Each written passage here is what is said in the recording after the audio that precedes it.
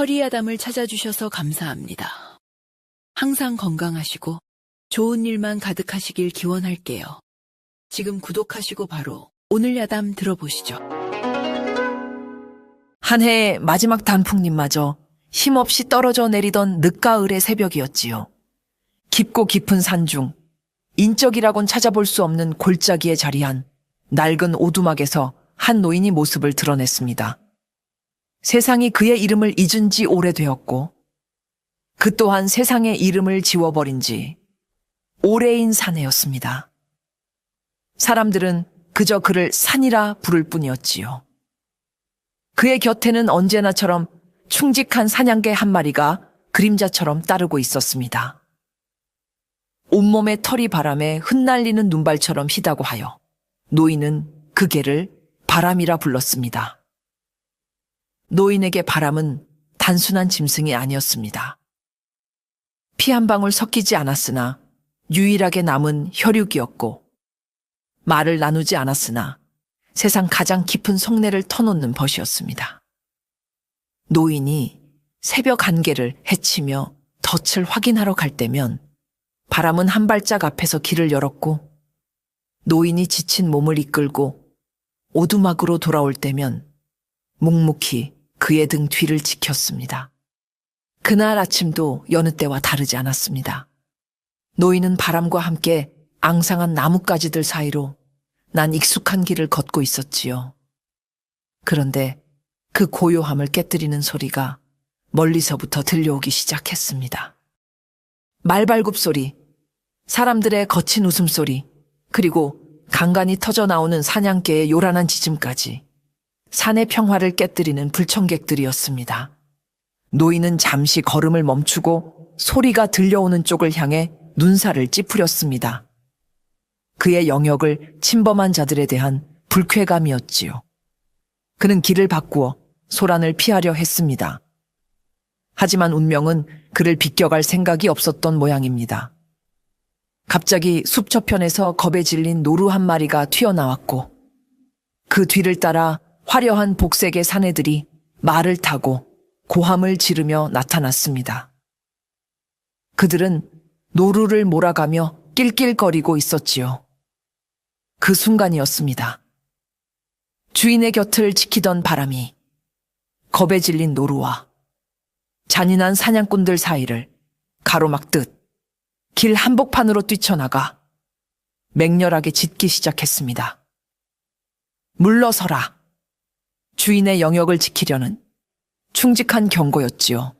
그러나 말 위에 앉은 사내들의 눈에 그것은 하찮은 미물의 방해로밖에 보이지 않았습니다. 무리의 우두머리로 보이는 자가 귀찮다는 듯 허리춤에 활을 꺼내 들었습니다. 노인이 미쳐 안 돼! 라고 외칠 새도 없이 시위를 떠난 화살은 바람 소리를 내며 나라가 바람의 옆구리에 깊숙이 박혔습니다. 깽! 하는 비명과 함께 바람의 몸이 허공에 잠시 떴다가 힘없이 바닥으로 나뒹굴었습니다. 사내들은 그저 유쾌한 구경거리라도 본 듯 다시 한번 큰 소리로 웃어젖히었습니다. 그들의 웃음소리가 서리 내린 산의 공기를 잔인하게 찢는 동안 노인은 달려가 숨을 헐떡이는 바람을 끌어안았습니다. 따뜻한 피가 노인의 거친 손등 위로 쉴 새 없이 흘러내렸습니다.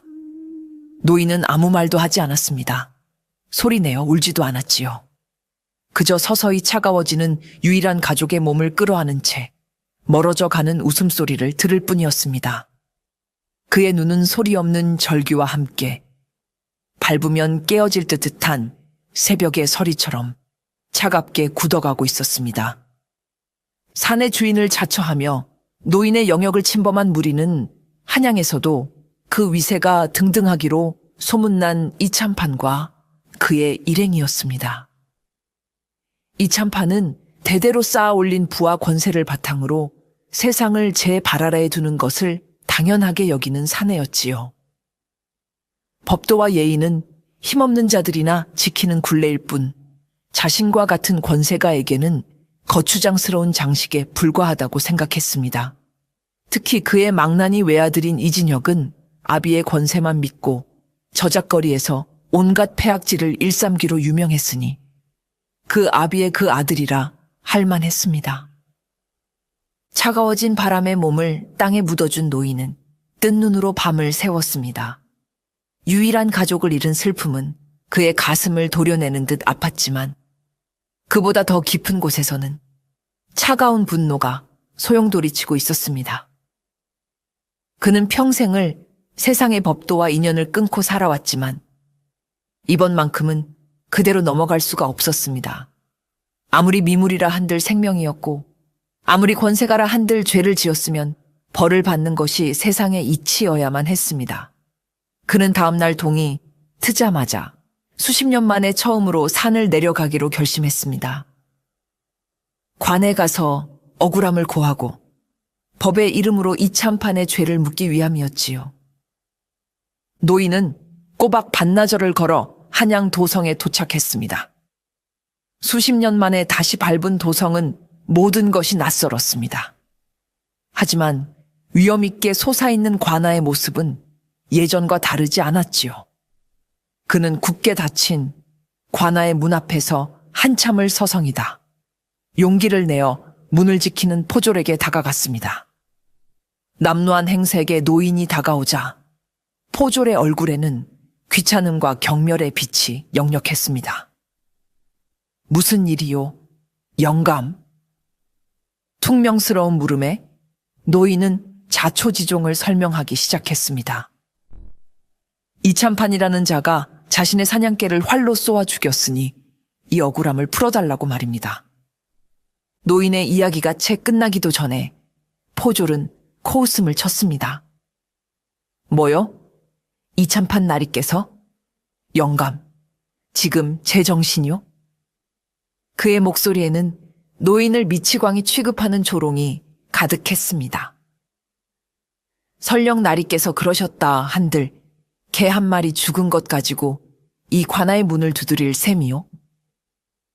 나리께서는 나라의 녹을 먹는 재상기시고 영감에게는 그저 들짐승일 뿐이요. 어디 감히 비교할 것을 비교해야지. 다른 포졸들까지 몰려들어 노인을 구경거리 삼아 낄낄거렸습니다. 그들의 눈에 노인은 분수도 모르고 권력에 덤벼드는 어리석은 촌로일 뿐이었습니다. 노인은 입술을 깨물었습니다. 그는 다시 한번 차분하게 생명의 무게는 신분에 따라 달라지는 것이 아니지 않느냐고, 법은 만인에게 공평해야 하는 것이 아니냐고 물었습니다. 그 말이 끝나자마 포졸 하나의 얼굴이 험악하게 변했습니다. 이 늙은이가 감히 참판 나리를 능멸하고 관아의 법도를 흔들려 하는구나. 썩 물러가지 않으면 내 놈을 당장 멍석에 말아 곤장을 칠 것이다. 서슬퍼런 위협에 노인은 더 이상 아무 말도 할 수 없었습니다. 노인은 말없이 돌아섰습니다. 세상이 그를 철저히 외면했으니 이제 그 또한 자신만의 방식으로 세상에 답을 할 차례였습니다. 다시 돌아온 오두막은 유난히 더 춥고 텅 비어 보였습니다. 문을 열어도 꼬리를 치며 반겨주는 바람이 없었고 화롯가에 앉아도 온기를 나누던 천이 없었지요. 노인은 텅 빈 방 한가운데에 망연히 앉아 있었습니다. 세상의 법이 그에게 등을 돌린 순간 그의 마음속에 남아있던 마지막 미련과 기대는 산산조각이 나 버렸습니다. 세상이 정의를 외면한다면 스스로 정의를 행할 수밖에 없었습니다. 그는 자리에서 일어나 낡고 검게 그을린 아궁이 앞으로 다가갔습니다.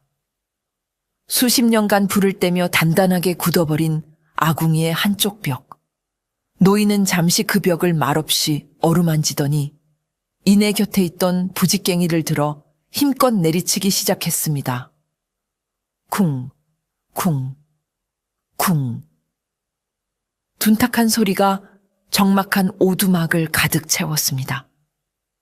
흙먼지가 자욱하게 피어오르고 얼마 지나지 않아 단단했던 벽이 허물어지며 그 안에서 네모난 공간이 드러났습니다. 마치 굳게 닫혔던 과거의 무덤이 열리는 듯한 순간이었습니다.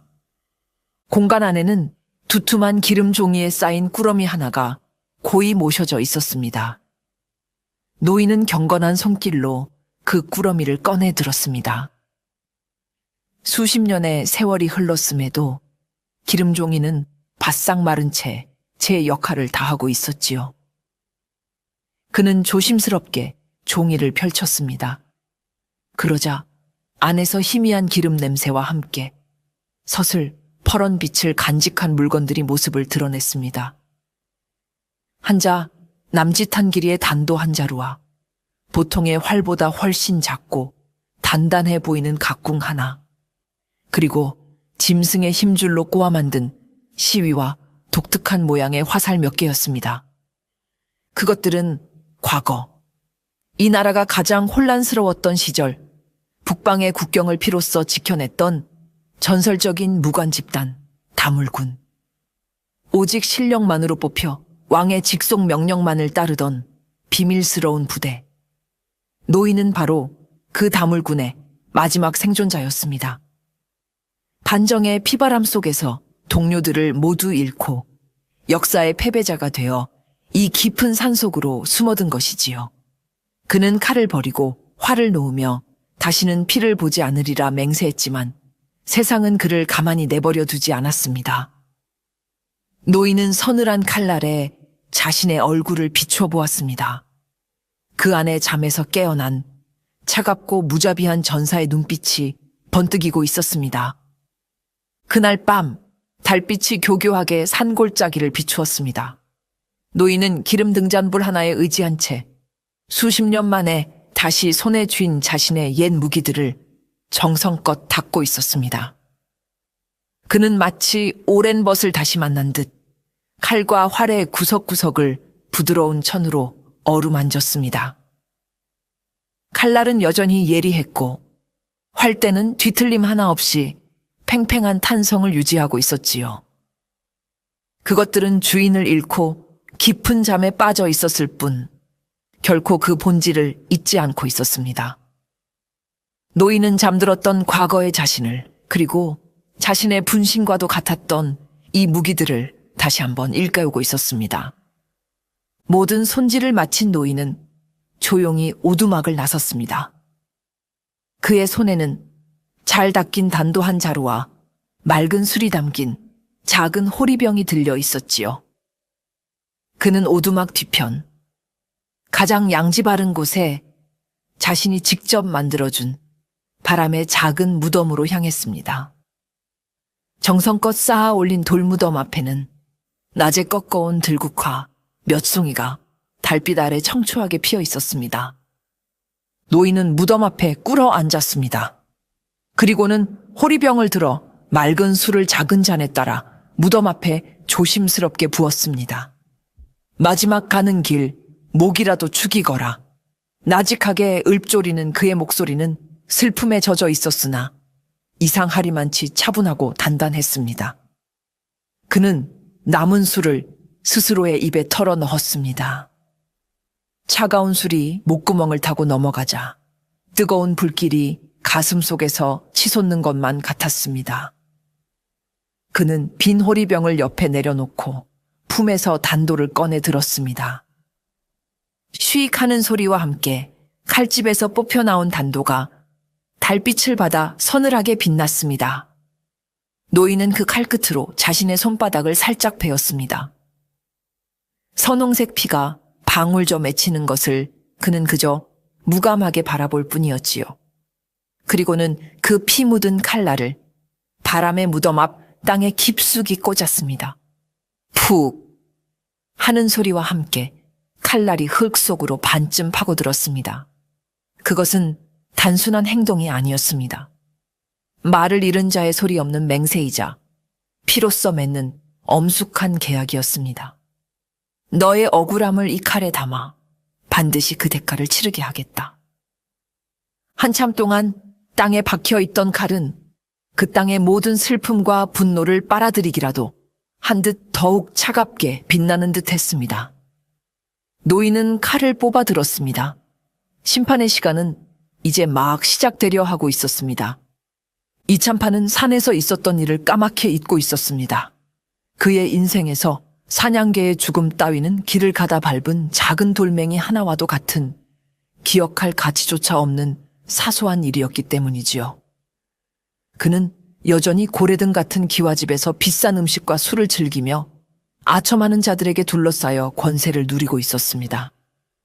그에게 세상은 변함없이 평화롭고 모든 것이 자신의 발 아래에 있는 듯 보였습니다. 그 오만한 평화가 깨어지기 시작한 것은 바로 그날 새벽의 일이었지요. 이른 아침 저택의 대문을 열기 위해 나온 하인이 기겁을 하며 안으로 뛰어들어왔습니다. 그의 얼굴은 새하얗게 질려 있었고 말조차 제대로 잊지 못했지요. 나리, 대문에 이상한 것이 박혀 있사옵니다. 이참판은 아침부터 무슨 호들갑이냐며 역정을 냈지만 하인의 겁에 질린 표정이 심상치 않아 마지못해 몸을 일으켜 대문으로 향했습니다. 그리고 그는 자신의 눈을 의심해야만 했습니다. 육중한 저택의 대문 한가운데 마치 사람의 형상을 한 듯한 집 인형이 매달려 있었습니다. 그리고 그 집 인형의 가슴팍, 정확히 심장이 있어야 할 위치에는 화살 한 대가 깊숙이 박혀 있었지요. 섬뜩한 것은 그것뿐만이 아니었습니다. 집 인형의 목에는 작은 패찰이 하나 걸려 있었는데 거기에는 틀림없는 이참판 자신의 이름 석자가 적혀 있었습니다. 누군가 밤사이에 몰래 와서 대담하게도 참판 대감의 목숨을 노린다는 섬뜩한 경고를 남기고 간 것이었습니다. 이참판은 순간 불쾌감에 얼굴을 굳혔지만 이내 헛웃음을 터뜨렸습니다. 어느 미친놈의 장난질이냐. 당장 저것을 끌어내리고 범인을 색출하여 내 앞에 대령시켜라. 그는 이것이 필시 자신의 권세를 시기한 정적의 비열한 수작일 것이라 생각했습니다. 하지만 대문에 박힌 화살을 뽑아든 호위무사의 표정이 심상치 않았습니다. 날이 이 화살은 평범한 물건이 아닌 듯합니다. 이참판이 건네받은 화살은 확실히 기이했습니다. 보통의 화살보다 조금 짧고 가벼웠지만 그 촉은 짐승의 뼈를 날카롭게 갈아 만들어 불에 그을린 듯 검은 빛을 띠고 있었습니다. 무엇보다 이상한 것은 시위를 묶는 온의 부분과 화살깃이었습니다. 그것은 일반적인 꿩의 깃털이 아니라 한 번도 본 적 없는 맹금류의 깃털로 만들어져 있었습니다.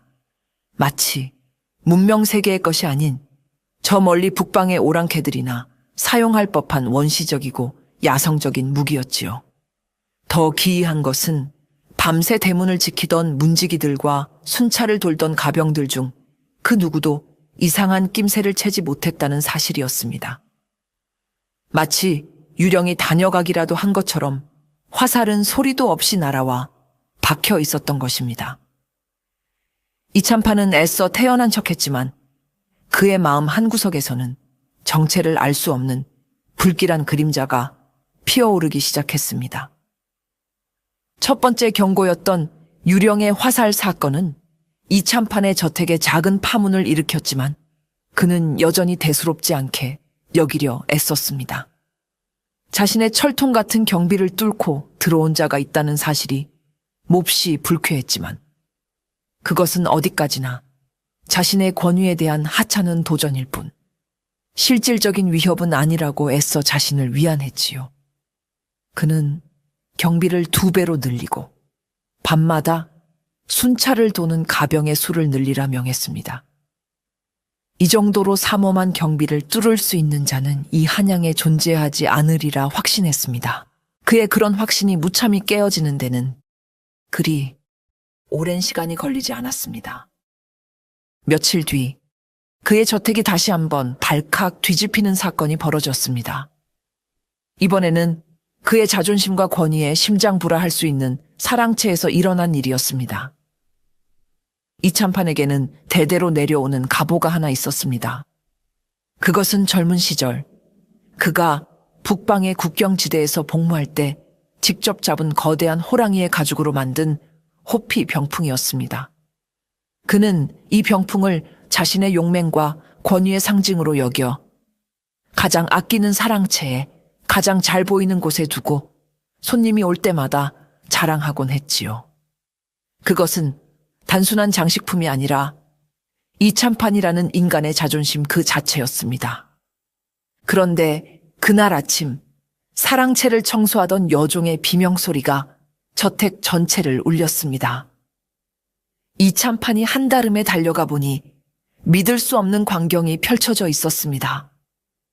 밤새 굳게 닫혀있던 사랑채의 문은 활짝 열려 있었고 그가 그토록 아끼던 호피 병풍이 감쪽같이 사라져버린 것이었습니다. 마치 거대한 호랑이가 제 스스로 걸어서라도 나간 것처럼 그 어떤 흔적도 남아있지 않았습니다. 사랑채를 지키던 호위 무사들은 지난밤 아무런 침입의 흔적도 수상한 소리도 듣지 못했다고 맹세했습니다. 이참판은 분노로 온몸을 떨었습니다. 이것은 단순한 도둑의 소행이 아니었습니다.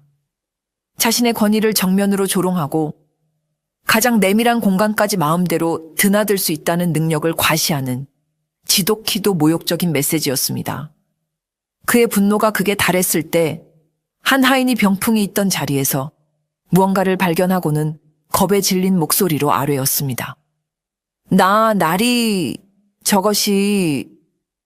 그곳에는 먼지 하나 없이 깨끗한 마룻바닥 위에 하얀 털 한 올이 외롭게 놓여 있었습니다.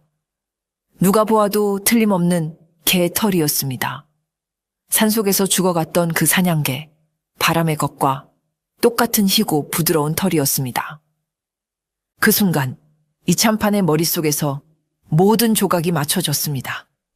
유령의 화살, 그리고 사라진 호피 병풍. 이것은 정적의 소행이 아니었습니다. 바로 그날 자신이 하찮게 여기고 무시했던 산속의 늙은 사냥꾼이 보내는 소리, 없는 복수였던 것입니다. 나는 내 권위의 상징을 언제든 찢어 밝힐 수 있다. 사라진 호피 사건 이후 이참판은 이전과는 완전히 다른 사람이 되었습니다. 그의 얼굴에서는 오만한 미소가 사라지고 언제나 무언가에 쫓기는 듯한 불안과 의심이 가득 들어찼지요. 그는 저택의 모든 문과 창문을 굳게 걸어 잠그고 밤이 되면 자신의 침소 주위를 10명의 호위무사들이 칼을 빼든 채 지키게 했습니다. 그는 이제 저택 밖으로 나가는 것조차 두려워했습니다. 보이지 않는 적, 유령처럼 자신의 영역을 마음대로 드나드는 늙은 사냥꾼의 존재가 그의 정신을 갉아먹고 있었기 때문입니다. 그는 잠을 이룰 수가 없었습니다.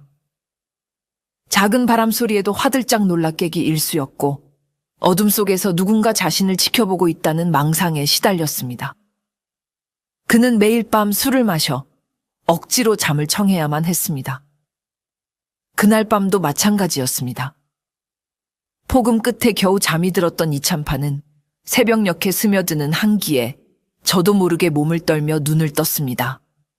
그런데 무언가 이상했습니다. 평소와는 다른 축축하고 서늘한 흙 냄새가 방 안에 가득했던 것입니다. 그는 천천히 몸을 일으켰습니다. 창호지 밖은 아직 칠흑 같은 어둠에 잠겨 있었지요.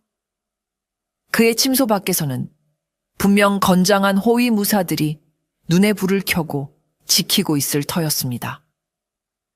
하지만 그의 눈에 들어온 광경은 그의 마지막 남은 이성마저 마비시킬 만큼 충격적이었습니다. 자신의 머리맡, 그가 누워있던 바로 옆자리에 선명한 진흙 발자국 2개가 찍혀 있었습니다. 마치 누군가 밤새도록 그의 잠든 얼굴을 바로 곁에서 내려다보기라도 한 것처럼 말입니다. 그것만으로도 심장이 멎을 듯한 공포였지만 정말 그를 경악시킨 것은 발자국 옆에 놓인 물건이었습니다. 산짐승을 잡을 때 쓰는 굵은 밧줄로 만든 사냥용 올가미 하나가 마치 그의 목을 기다리기라도 하는 것처럼 단정하게 놓여 있었습니다. 나는 네가 가장 깊이 잠든 순간에도 네 목숨을 거둘 수 있다. 소리 없이 놓인 올가미는 그 어떤 협박보다도 더 직접적이고 잔인한 메시지를 전달하고 있었습니다. 이찬파는 비명조차 지를 수 없었습니다. 그는 떨리는 손으로 방문을 열었습니다. 그러자 놀랍게도 문 밖을 지키고 있던 10명의 호위 무사들이 모두 벽에 기댄 채 깊은 잠에 빠져 있었습니다. 마치 단체로 독이라도 마신 것처럼 누가 업어가도 모를 정도로 곤히 잠들어 있었던 것입니다. 어떻게? 대체 무슨 수로? 그의 철옹성 같던 저택, 그의 충직한 칼들은 한낱 장식품에 불과했습니다. 정체를 알 수 없는 그 늙은이는 마음만 먹으면 언제든 자신의 목에 올가미를 걸 수 있는 유령이자 저승사자였습니다. 이찬파는 그 자리에 주저앉아 해가 뜰 때까지 어린아이처럼 온몸을 벌벌 떨어야만 했습니다. 이찬판이 보이지 않는 공포에 질려 폐인처럼 변해가는 동안 그의 아들 이진혁의 생각은 전혀 달랐습니다. 그는 아비가 겪는 심리적 고통을 이해하지 못했습니다. 그의 눈에 아비는 고작 산골 늙은이 하나의 장난질의 위엄을 잃고 벌벌 떠는 겁쟁이로밖에 보이지 않았지요. 그는 자신의 아버지가 한양 최고의 권세가라는 사실을 단 한순간도 잊어본 적이 없었습니다. 그런 아버지가 일개 사냥꾼 따위에게 농락당하고 있다는 사실이 그는 분하고 창피해서 견딜 수가 없었습니다. 아버님, 대체 언제까지 이리 숨어만 계실 작정이십니까? 그깟 늙은이 하나를 잡지 못해 온 집안이 발칵 뒤집히고 저잣거리에 웃음거리가 되고 있는 것을 모르십니까? 이진혁은 답답한 마음에 아버지에게 큰 소리를 쳤습니다. 이찬파는 아들의 치기 어린 말을 들으며 그저 힘없이 고개를 저을 뿐이었습니다. 너는 모른다. 그는 사람이 아니라 그림자다. 잡을 수가 없어. 하지만 이진혁은 아버지의 경고를 늙은이의 노망으로 치부했습니다. 그림자라니요. 그저 산길에 익숙한 교활한 늙은이일 뿐입니다.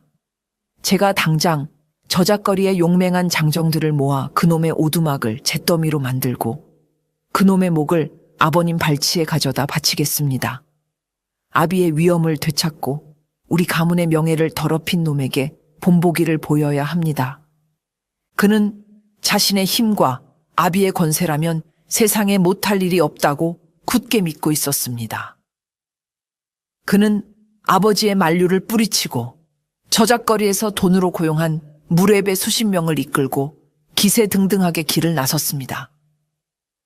아비가 실패한 것을 자신이 해내어 자신의 용맹을 과시하고 싶다는 어리석은 공명심도 한몫했지요. 그의 계획은 간단했습니다.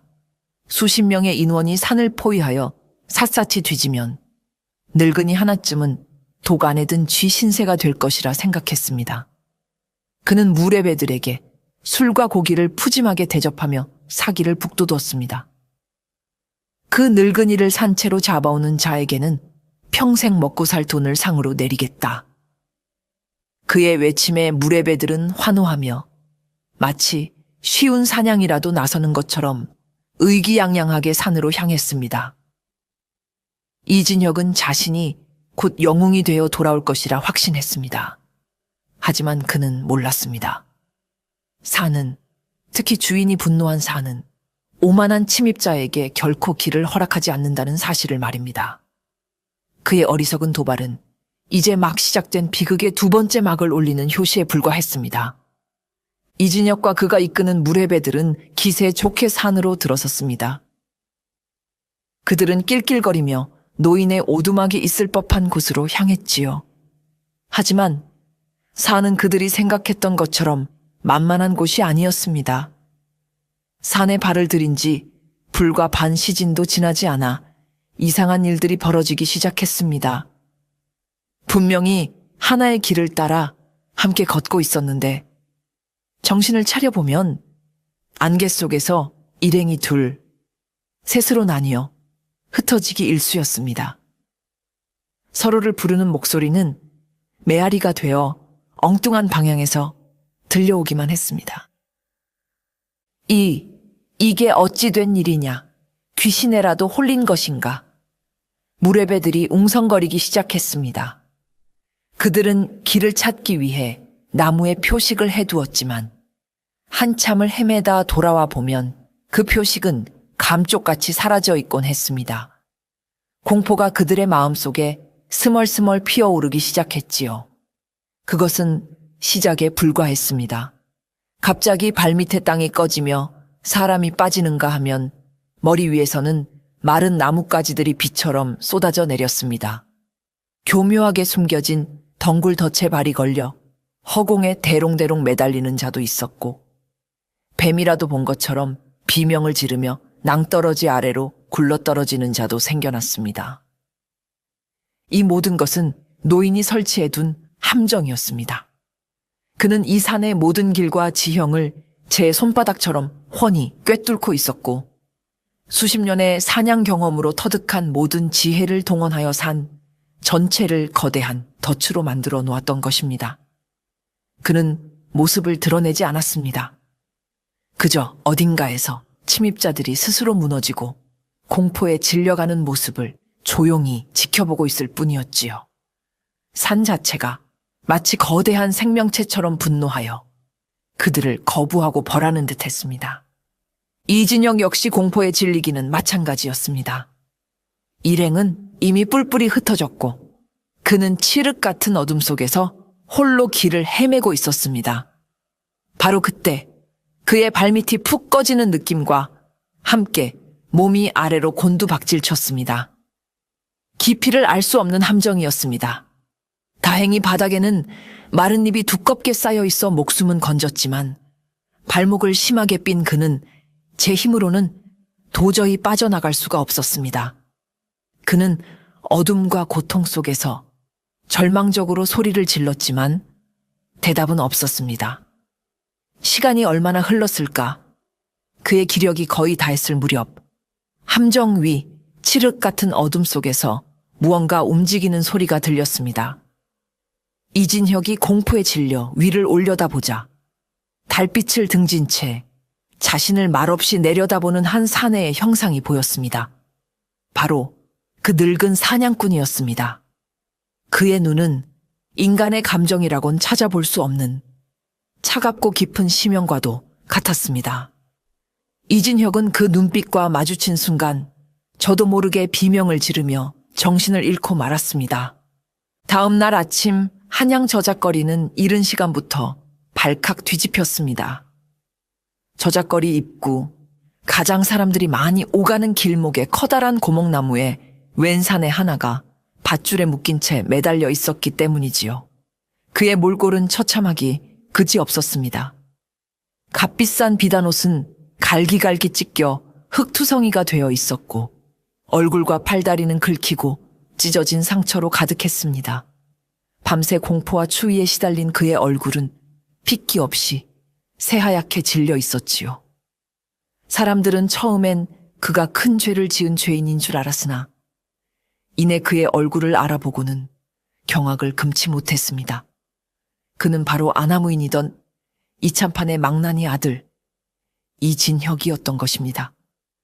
이진혁은 밧줄이 풀려 땅으로 내려온 뒤에도 한동안 제정신을 차리지 못했습니다.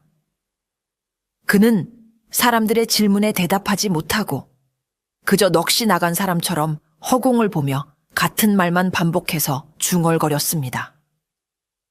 산이 살아있다. 그 눈이 나를 보고 있었어. 그의 눈동자는 극심한 공포에 휩싸여 초점을 잃은 상태였습니다. 한때의 오만하고 기세등등하던 모습은 온데간데 없고 겁에 질린 어린아이만 남아있을 뿐이었습니다. 이 소식은 당연히 이참판의 귀에도 들어갔습니다. 아들이 저작거리 한복판에 조롱거리처럼 매달려 있었다는 소식을 들은 이참판은 처음에는 치밀어 오르는 분노와 치욕에 온몸을 떨었습니다. 감히 자신의 아들을 이 한양의 누구도 함부로 대할 수 없는 참판 대감의 아들을 이토록 능멸하다니. 그는 당장이라도 남은 사병을 모두 풀어 그 늙은이의 목을 베어오고 싶었습니다. 하지만 집으로 돌아온 아들의 모습을 본 순간 그의 분노는 싸늘한 공포로 변하고 말았습니다. 아들은 완전히 다른 사람이 되어 있었습니다. 그는 더 이상 거만하게 소리치지 않았습니다. 그저 방구석에 웅크리고 앉아 작은 소리에도 경기를 일으키듯 몸을 떨었고, 어두워지면 창밖을 보며 누군가 자신을 지켜보고 있다며 겁에 질려 울부짖었습니다. 이참판은 그제야 깨달았습니다. 늙은 사냥꾼이 자신의 아들을 죽이지 않고 살려 돌려보낸 이유를 말입니다. 아들이 폐인이 되어 돌아온 사건은 이참판에게 씻을 수 없는 치욕과 함께 그의 오만함을 극한의 분노로 바꾸어 놓았습니다. 그는 더 이상 보이지 않는 공포에 떨고만 있을 수 없었습니다. 이것은 단순한 복수가 아니라 자신의 권세와 가문의 명예를 건 싸움이었습니다. 그는 자신의 모든 힘을 동원하여 그 늙은 사냥꾼을 짓밟아버리기로 결심했습니다. 이대로 물러선다면 자신은 한양 전체의 조롱거리로 전락하고 말 것이었습니다. 내 모든 재산을 거는 한이 있더라도 그놈의 목을 반드시 내 앞에 가져와야겠다. 이참판은 더 이상 저작거리의 어중이떠중이들을 믿지 않았습니다. 그는 자신이 사사로이 거느리고 있는 사병들을 모두 불러 모았습니다. 그들은 과거 북방에서 실전을 경험했던 용병 출신들로 하나하나가 보통의 관군 선옷은 거뜬히 상대할 만큼 날래고 잔인하기로 소문난 자들이었습니다. 그는 그 중에서도 가장 용맹하고 산길에 익숙한 자들로만 20명을 엄선하여 최후의 토벌대를 꾸렸습니다. 그는 토벌대의 수장에게 막대한 현상금을 약속했습니다. 그 늙은이의 목을 베어 오는 자에게는 내가 가진 논열 마지기와 집 한 채를 내어주겠다. 산채로 잡아온다면 그 갑절을 줄 것이다. 황금에 눈이 먼 토벌대원들의 눈빛이 탐욕으로 번뜩였습니다. 그들에게 산속의 늙은 사냥꾼 하나는 손쉬운 사냥감에 불과했습니다. 그들은 최신식 활과 날카로운 창, 그리고 튼튼한 갑옷으로 중무장했습니다. 20명의 정예 병력이 한 명의 늙은이를 잡기 위해 나서는 것은 마치 소를 잡는 칼로 닭을 잡으려는 격처럼 보였습니다. 이참판은 만반의 준비를 갖추었습니다. 그는 토벌대에게 늙은이의 오두막으로 추정되는 위치가 표시된 지도를 건네고 산을 여러 겹으로 포위하여 점차 압박해 들어가는 전술까지 지시했습니다. 그는 이번에야말로 그 쥐새끼 같은 늙은이가 절대로 빠져나가지 못하리라 확신했습니다. 토벌대가 위풍당당하게 저택을 나서는 모습을 보며 그는 비로소 안도의 한숨을 내쉬었습니다. 며칠 안에 늙은이의 목이 자신의 발치에 놓일 것이고 길고 길었던 이 악몽도 끝이 나리라 생각했지요. 하지만 그는 또다시 오판을 저지르고 있었습니다. 이참판이 보낸 최후의 토벌대는 이전의 무례배들과는 확실히 달랐습니다. 그들은 숙련된 군인들답게 함부로 흩어지지 않고 대열을 갖추어 신중하게 산을 오르기 시작했지요. 그들은 서로에게 신호를 보내며 마치 거대한 그물로 물고기를 몰아가듯 늙은이의 오두막을 향해 포위망을 좁혀 들어갔습니다. 그들의 눈에는 자신감이 넘쳤습니다. 하지만 그들이 발을 들여놓은 산은 이미 그들을 집어삼키기 위해 입을 벌리고 있는 거대한 짐승과도 같았습니다. 노인은 토벌대의 움직임을 손바닥 보듯 훤히 꿰뚫고 있었습니다. 토벌대가 계곡을 지날 때쯤 갑자기 상류에서 굉음과 함께 흙탕물이 쏟아져 내렸습니다. 노인이 미리 막아두었던 작은 계곡의 물길을 터뜨린 것이었습니다. 갑작스러운 산사태에 대열은 순식간에 무너졌고 몇몇은 급류에 휩쓸려 떠내려가고 말았습니다. 간신히 위기를 모면한 토벌대원들이 젖은 몸을 이끌고 숲으로 들어서자 이번에는 안개가 그들을 맞이했습니다. 한 치 앞도 보이지 않는 짙은 안개 속에서 그들은 방향 감각을 완전히 상실했습니다. 바로 그때 어디선가 날카로운 바람소리와 함께 비명이 터져 나왔습니다. 대열의 맨 뒤에 있던 병사 하나의 발목에 보이지 않는 곳에서 날아온 돌멩이가 정확히 명중한 것이었습니다. 공격은 거기서 그치지 않았습니다. 사방에서 날아온 돌멩이들이 그들의 투구를 때리고 갑옷을 두드렸습니다. 적의 모습은 보이지 않고 오직 공포스러운 소리와 고통만이 그들을 덮쳤습니다. 토벌대원들은 공황 상태에 빠졌습니다. 그들은 허공에 칼을 휘두르고 안개 속을 향해 닥치는 대로 화살을 쏘아댔지만 아무런 소용이 없었습니다. 그들의 공포심을 더욱 극대화시킨 것은 바로 소리였습니다. 어디선가 늑대의 울음소리가 들리는가 하면 반대편에서는 곰의 포효와도 같은 소리가 들려왔습니다. 물론 그 모든 것은 노인이 짐승의 소리를 흉내내어 그들을 교란시키는 것이었지만 공포에 질린 그들의 귀에는 수많은 맹수들이 자신들을 포위하고 있는 것처럼 들렸습니다. 결국 그들의 통제력은 완전히 무너졌습니다. 도망쳐라. 이 산은 저주받았다. 누군가 외치자 남아있던 병사들은 무기를 내팽개치고 비명을 지르며 뿔뿔이 흩어져 산을 내려가기 시작했습니다. 그들은 숙련된 군인이었지만 보이지 않는 적, 자연과 하나가 된 상대 앞에서는 한낱 겁에 질린 어린아이에 불과했습니다. 토벌대가 처참하게 실패하고 돌아왔다는 소식은 이참판에게 내리는 사형 선고나 다름없었습니다. 뿔뿔이 흩어져 간신히 목숨만 부지해 돌아온 사병들은 하나같이 넋이 나간 얼굴로 산에서 겪었던 끔찍한 경험을 늘어놓았습니다. 이참판은 이제 자신의 저택이 더 이상 안전하지 않다고 생각했습니다. 그 늙은이는 자신의 전계 사병들마저 가지고 놀았고 이제 그 무엇도 자신을 지켜줄 수 없다는 절망감이 그의 온몸을 휘감았습니다. 그는 극도의 편집증에 사로잡히기 시작했습니다. 그는 저택의 모든 문과 창문을 널빤지로 못 박아 막아버렸습니다. 대낮에도 모든 방의 불을 밝혀놓았고 밤이 되면 단 한 걸음도 침실 밖으로 나오지 않았습니다. 그는 더 이상 아무도 믿지 못했습니다. 자신을 지키지 못한 호위무사들을 모두 내쫓았고 음식을 가져오는 하인들의 얼굴에서도 자신을 해하려는 음모를 읽었습니다. 그는 식사에 독이 들었을지도 모른다는 망상에 사로잡혀 며칠씩 음식을 입에 대지도 못했습니다. 한때는 손님들로 북적이던 그의 사랑채는 이제 거미줄만 가득했고 위험 있던 그의 모습은 온데간데 없이 퀭한 눈으로 어둠을 두려워하는 노인만 남아있을 뿐이었습니다. 그는 스스로 자신의 고래등 같은 기와집을 거대한 감옥으로 만들어 그 안에 갇혀버린 것입니다. 이 소문은 담장을 넘어 삽시간에 한양 전체로 퍼져나갔습니다. 한때 하늘을 찌를 듯했던 이참판이 산속 늙은이 하나의 저주에 걸려 미치광이가 되었다는 이야기는 사람들에게 더없이 흥미로운 구경거리였지요. 저작거리에서는 그를 조롱하는 아이들의 노래까지 생겨났습니다. 그의 권위는 이제 땅에 떨어질 대로 떨어져 아무도 그를 두려워하지 않았습니다.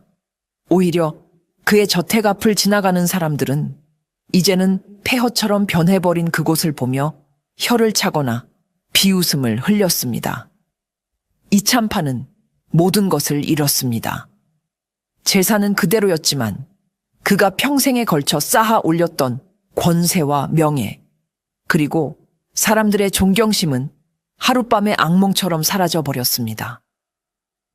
늙은 사냥꾼은 칼 한 번 휘두르지 않고 그의 영혼을 완벽하게 파괴해버린 것입니다. 온 한양이 깊은 잠에 빠져든 칠흑 같은 밤이었습니다. 스스로를 자신의 저택이라는 감옥에 가둔 이참판은 그날도 역시 잠을 이루지 못하고 있었지요. 그는 촛불마저 무서워 모두 꺼버린 어두운 침실에서 이불을 머리끝까지 뒤집어 쓴 채 작은 소리에도 온 신경을 곤두쓰고 있었습니다.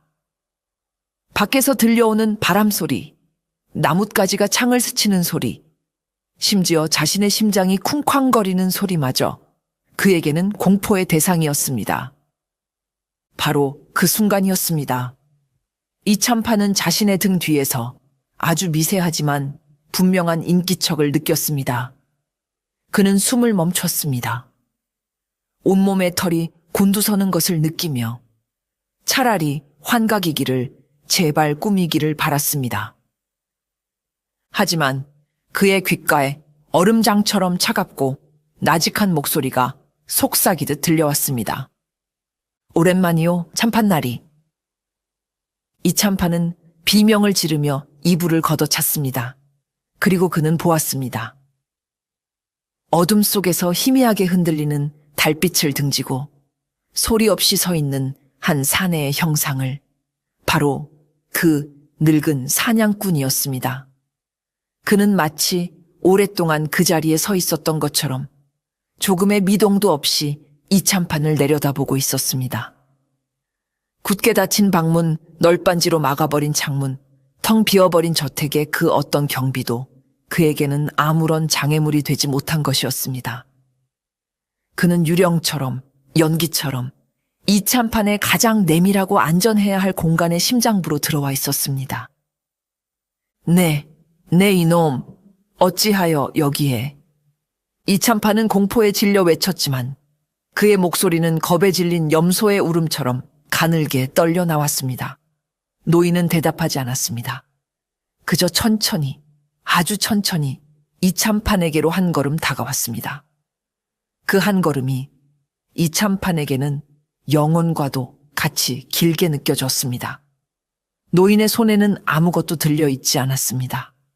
하지만 그의 존재 자체가 그 어떤 칼보다도 더 위협적이었습니다. 이참판은 뒷걸음질 치다 침상 아래로 굴러떨어졌습니다. 그는 필사적으로 도망치려 했지만 공포로 인해 다리에 힘이 풀려 기어가는 것조차 할 수 없었습니다. 노인은 그런 그를 마치 벌레를 내려다보듯 무감정한 눈으로 바라볼 뿐이었습니다. 이제 이 방 안에서 두 사람의 위치는 완벽하게 뒤바뀌어 있었습니다. 한때의 권세가는 비참한 사냥감이 되었고 이름 없는 사냥꾼은 그의 목숨을 쥘 수 있는 절대적인 포식자가 되어 있었습니다. 방구석에 몰려 덜덜 떨고 있는 이참판의 앞에 노인은 그림자처럼 다가와 섰습니다. 그는 품에서 자신의 낡은 단도를 천천히 꺼내 들었습니다. 어둠 속에서도 칼날은 서늘한 빛을 발하며 이참판의 겁에 질린 눈동자를 비추었지요. 이참판은 이제 모든 것이 끝났다고 생각했습니다. 그는 눈을 질끈 감고 자신의 목에 꽂힐 차가운 칼날의 감촉을 기다렸습니다. 하지만 칼날은 그의 목을 향하지 않았습니다. 노인은 단도를 이참판의 코앞에 멈춰 세운 채 여전히 그를 무감정하게 내려다볼 뿐이었습니다. 시간이 흐르고 예상했던 고통이 찾아오지 않자 이참판은 실눈을 떠 노인을 바라보았습니다. 나는 내 놈의 목숨을 거두러 온 것이 아니다. 노인은 이참판에게 마지막 선택의 기회를 주었습니다. 그의 목소리는 마치 저승의 판관처럼 차갑고 단호했지요. 내 놈의 죄는 내 놈이 스스로 거두어야 한다. 내가 두 가지 길을 줄 터이니 선택은 내 놈의 몫이다. 이참판은 고개를 들어 공포에 질린 눈으로 노인을 바라보았습니다. 노인은 어둠 속에서도 형형하게 빛나는 눈으로 그를 꿰뚫어 보며 말을 이었습니다. 첫 번째 길은 내 놈이 저지른 죄의 대가를 내 혈육으로 치르는 것이다. 내 놈의 그 어리석은 아들 이진혁의 한쪽 팔을 내어놓아라. 그리하면 나 또한 내 가족을 잃은 슬픔의 일부를 덜고 이 모든 일을 끝낼 것이다. 그 말에 이참판의 얼굴이 새하얗게 질렸습니다.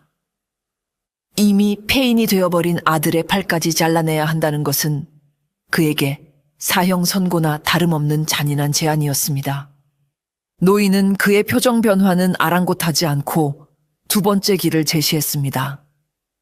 두 번째 길은 내 놈이 내 손으로 내 죄를 만천하에 고하는 것이다.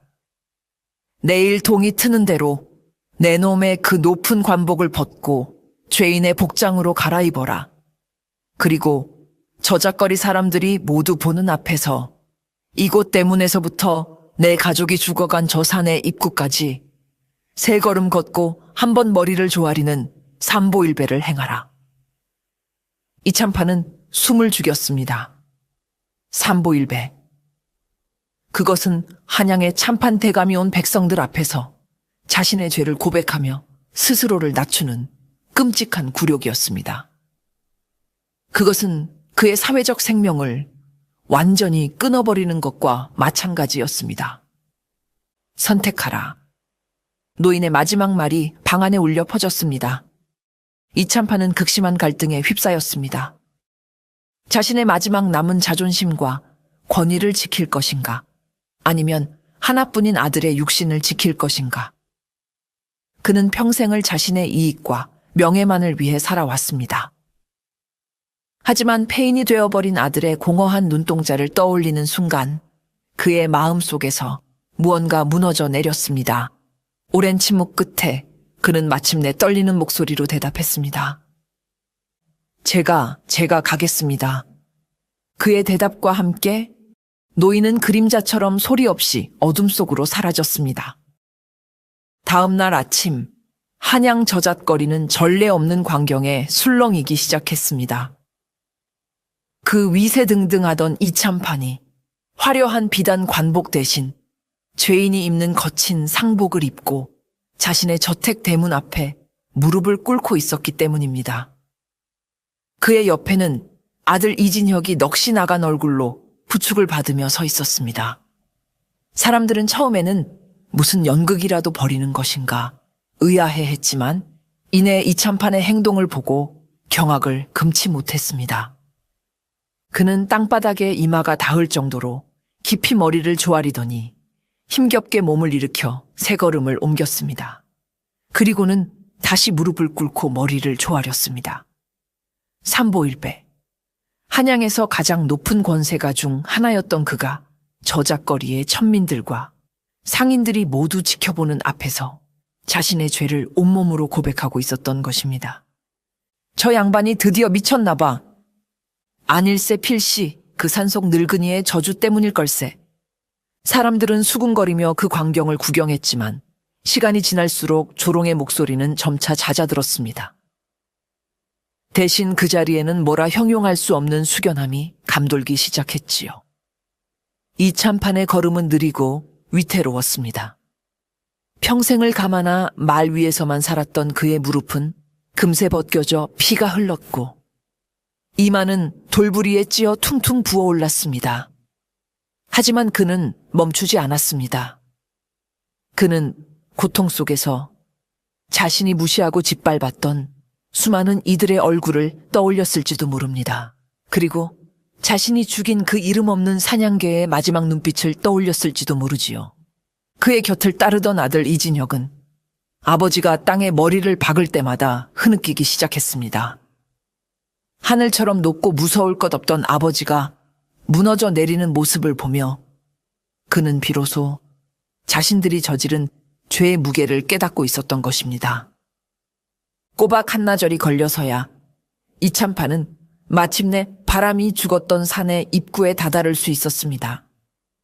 그는 마지막으로 머리를 조아린 뒤 핏물과 눈물로 범벅이 된 얼굴로 한참 동안 일어나지 못했습니다. 이 모든 광경을 산의 높은 곳 어디선가 노인은 그저 말없이 지켜보고 있었습니다. 삼보일배의 굴욕적인 의식을 마친 이참판에게 노인의 마지막 명령이 전달되었습니다.